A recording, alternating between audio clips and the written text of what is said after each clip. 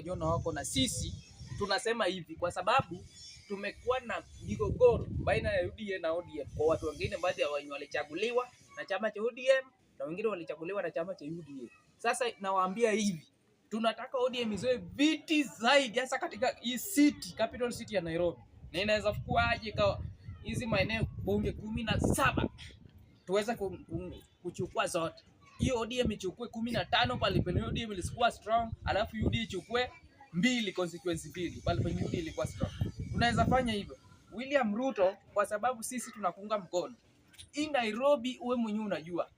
Ukiangalia hizi maeneo bunge zote, Makadara, Embakasi East, Kibra, Lang'ata, hizo ODM ilichukua zote na mingi zaidi.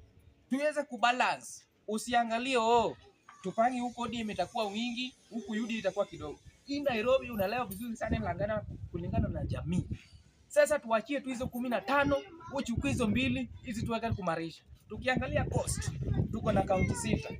Na hizo kaunti 6 kuanzia Raila Amolo Odinga alianza siasa 2007 kwa chama chake cha ODM kuchukua rasmi maeneo bunge. Hizo wakati ODM ilikuwa na misemo. Na tunasema aje? Hizo kaunti 6 acha ODM ing'oe zote, senator, governor na wabunge wote, usisimamishe UDA.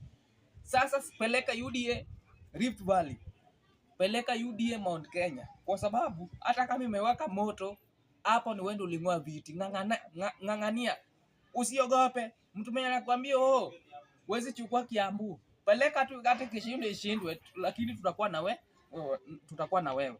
Hizo mahesabu yenye tunapiga coast, tunapiga Western, tunapiga Nyanza, tukuja tuziunganishe pamoja.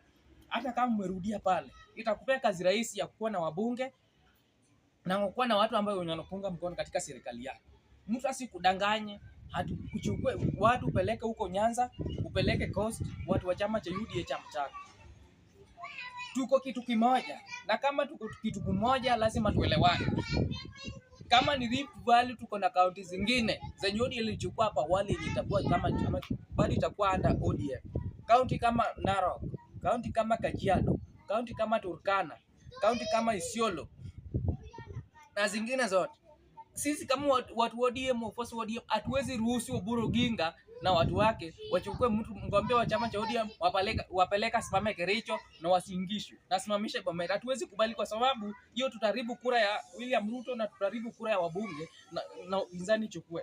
Sasa ili tuweza kuelewana, pale penye ODM ni strong ibaki kama ni ODM, pale penye UDA ni strong ibaki kama ni UDA. Nao watu wenye wanajaribu kuleta migogoro wanaadvise serikali ya Ruto, wanamwambia Raila alienda, sasa chama cha ODM imesambaratisha. Wapi? Kama unataka kuwe na wabunge wengi William Ruto na mawaziri, waziri wanaweza kuwa na weka pia wako na ground. Usielewe mtu, kaa chini uangalie pale penye chama chako ni strong, usimamisha. Senator tutapia UDA Nairobi, hatuna shida nayo. Governor tuachie. Unajua vizuri sana Nairobi wakaleni wachache. Ukikuja ulete mpaka sisi mkale Kiplagat, peleke Kiplagat Lang'ata, peleke Kiplagat Kericho, alafu ukuje Makadara, upeleke Cherop. Watapata hao Cherop na Kiplagat? No, kwa sababu nini? Kura ya Nairobi inalingana na ukabila. Na ukabila ni mingi, na unaangalia population. So it depends on population. Ndio maana Raila aliweka Makadara akaweka Mluo, alijua sababu. Embakasi aliweka Mjaluo, alijua sababu. Kibra Mjaluo alijua sababu. Kwa sababu wako na population juu ni wengi zaidi katika kaunti ya Nairobi. Sasa ili tuweze kubalance tufanye hivyo.